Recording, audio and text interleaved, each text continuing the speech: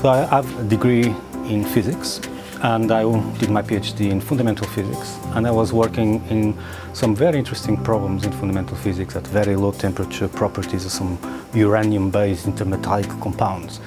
But when I finished my PhD, I thought, when is this going to be applied? I'm building knowledge, but nothing of this is going to be applied in the next 50 years. Biosensors, as a general rule, can be applied in the real life. Glucose sensing is an example, pregnancy test an example. Now the COVID tests are clear examples. So I thought that maybe I can contribute and make a difference to different sensors that can be used by people for different applications.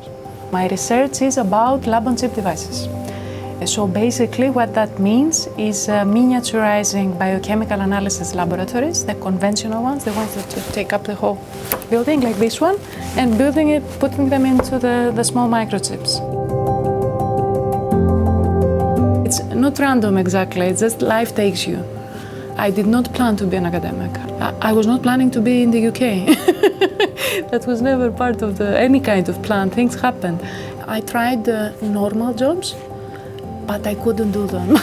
When I started doing this research, was very much my idea was actually to develop sensors that could potentially be used for different applications. And then over the years, as I grew scientifically in this field and became a name in the field, it became apparent to me that maybe I was not doing enough in terms of understanding of where these sensors that we're developing will be used, how they will be used, and by whom.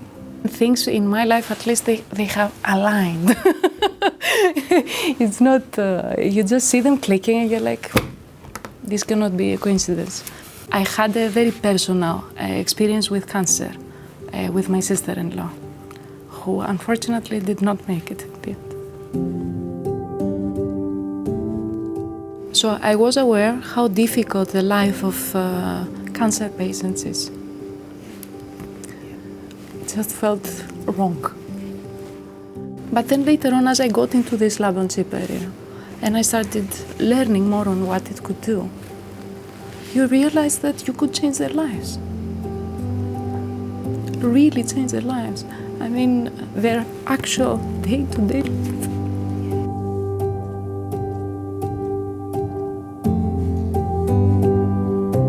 Having the skills or the ability, I'm not even sure if it's a skill, but having the ability to actually talk with these people, understanding what they are facing and being able to explain what you are doing to them, that is when you can actually make a difference. So it's not only having the best sensor in the world, it's actually having a sensor that matches a need.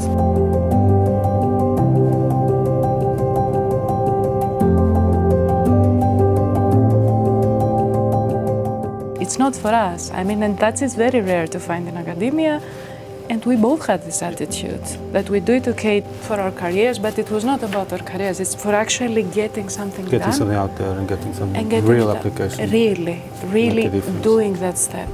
The whole scenario of personalized medicine, which is becoming more and more important, and that all the pharmaceutical industry and the healthcare professionals understand that that is the future.